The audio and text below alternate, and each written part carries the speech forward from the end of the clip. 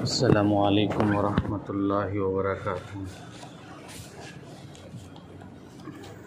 الحمد للہ رب العالمین، والصلاة والسلام علی سید المرسلین محمد وآلہ واصحابہ اجمعین، اما بعد۔ محترم حاضرین اکرام، آج میں آپ حضرات کے سامنے آن لائن کی تعلیم کتنی حد تک فائدہ مند ہے اور کتنی حد تک نقصان دینے والی ہے، اس کا اظہار کرنا چاہتا ہوں کہ آن لائن تعلیم کی افادیت سے بھی بالکلیہ انکار تو نہیں کر سکتے۔ دور دراز کے علم کے شیدائی جو ذاتی ضرورتوں کی وجہ سے کہیں جا کر تعلیم حاصل نہیں کر سکتے، آن لائن ان کے لیے بہتر متبادل ہے، لیکن آن لائن تعلیم روبرو روایتی تعلیم کا متبادل نہیں ہو سکتا۔ یہ طریقہ تعلیم اجتماعی تعلیم نظم، اس میں زیادہ مؤثر نہیں ہو سکتی۔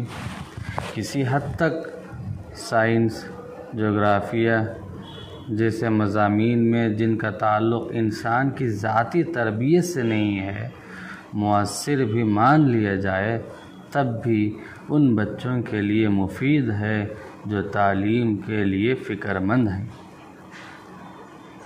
ایسے بچوں کی تعداد مشکل سے 10% ہو سکتی ہے۔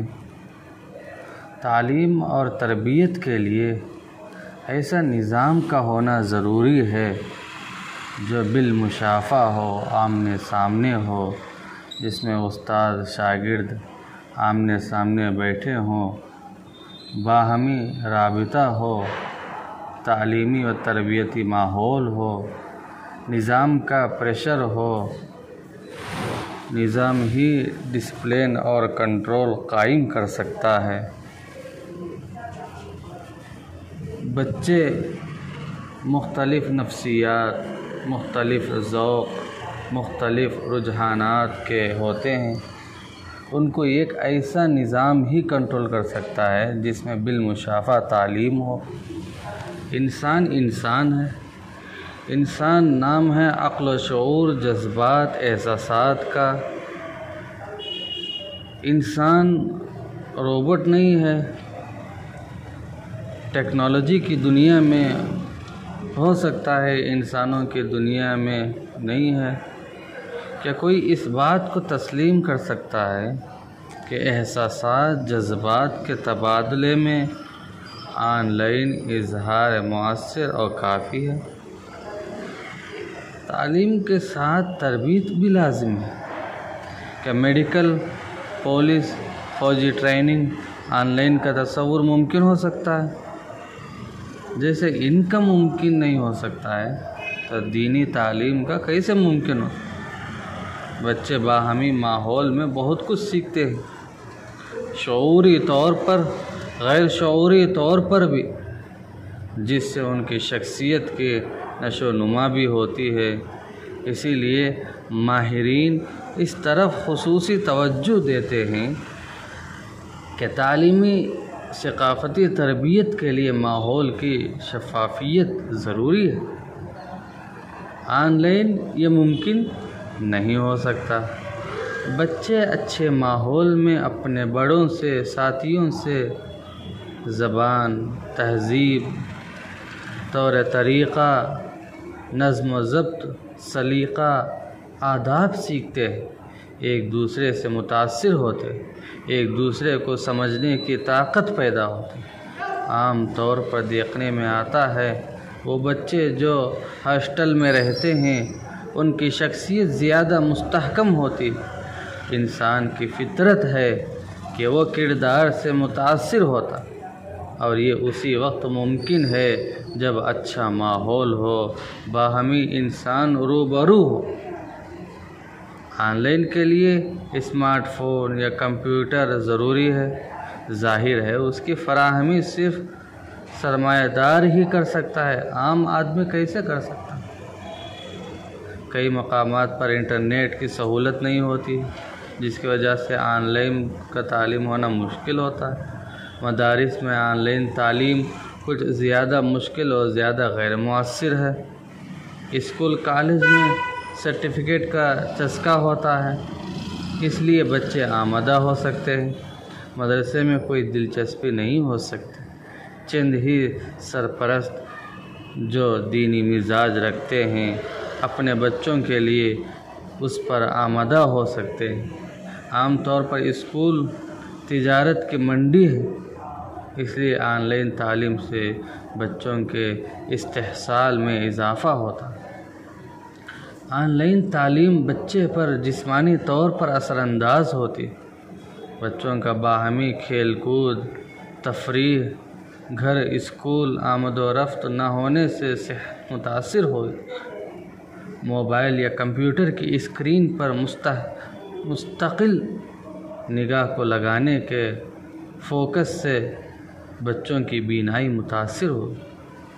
بچے آن لائن رہیں گے تعلیم سے زیادہ وہ شب و روز ان سائٹس پر رہیں گے، جن سے ان کی تعلیم اور کردار اسی طرح جسمانی، ذہنی، نفسیاتی طور پر متاثر ہونا لازم۔ عام مشاہدہ بھی ہے کہ آن لائن رہنے سے بچوں کی زندگی آف لائن ہو رہی ہے۔ اچھا رویہ، باہمی عزت و احترام، زندگی کے آداب بچوں کی زندگیوں سے غائب ہو رہے۔ اپنوں کے جذبات، احساسات کا کوئی خیال نہیں۔ والدین اور اپنے قریب ترین محسنوں کے پاکیزہ بے لوث رشتوں کو تاتار ہوتے ہیں، کون نہیں دیکھ رہا ہے؟ ابتدائی تعلیم آن لائن غیر مؤثر ہے۔ لازماً بچوں کی تعلیم و تربیت کے لیے معلم کا روبرو ہونا ضروری ہے، اور اس کا متبادل آن لائن تعلیم بالکل بھی نہیں ہے۔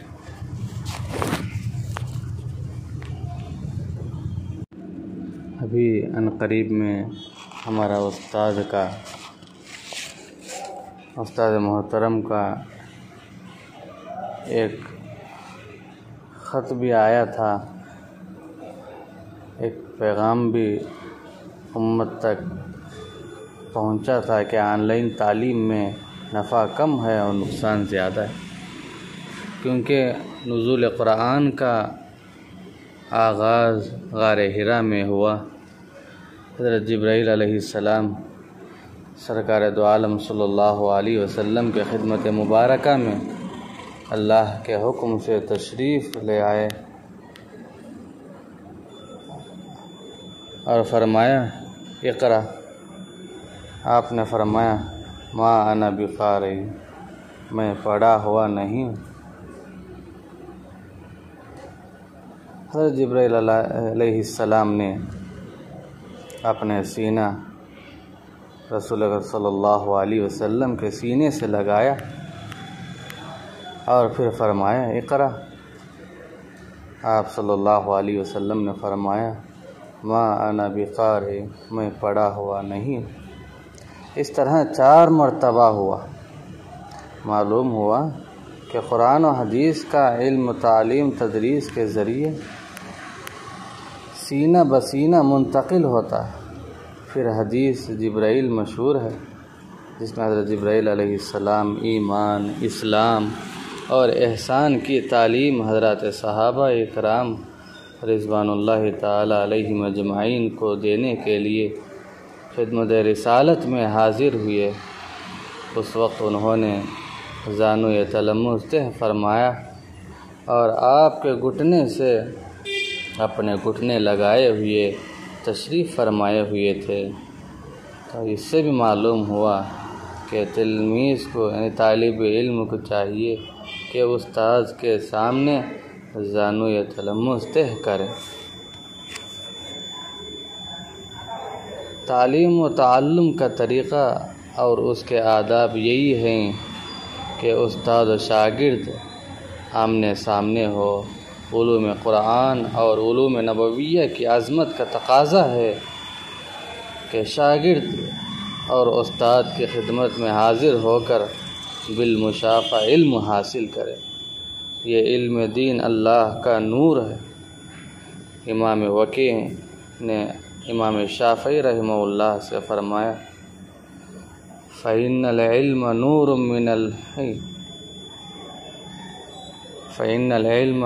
مِّنْ إِلَٰهِ وَنُورُ اللَّهِ لَا يُؤْتَىٰ لِعَاصٍ۔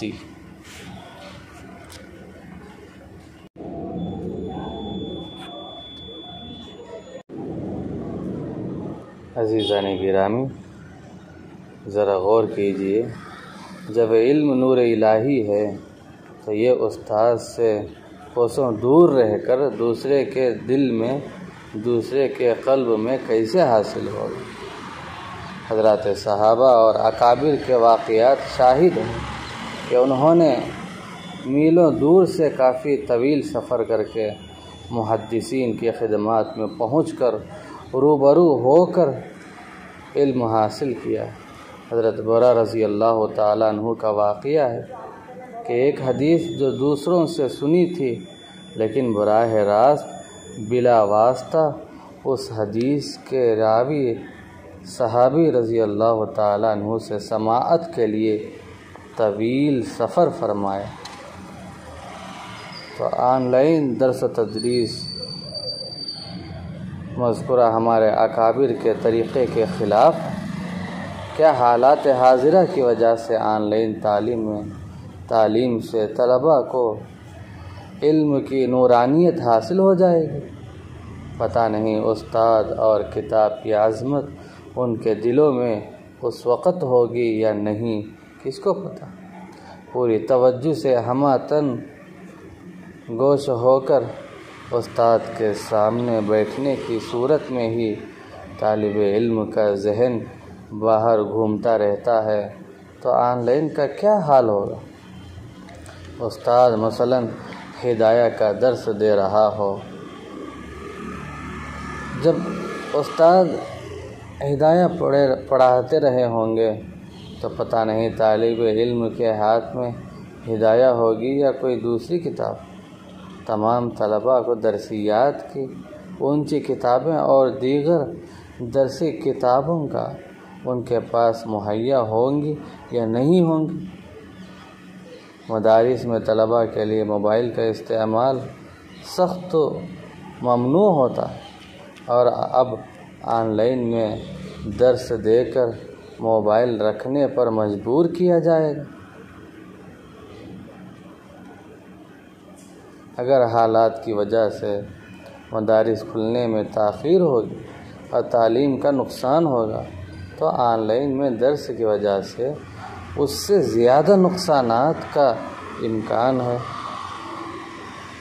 علم کی عظمت، کتابوں کی عظمت، استاذ کی عظمت اور تقدس کم ہو جاتی اور ختم ہی ہوتی چلی جاتی ہے۔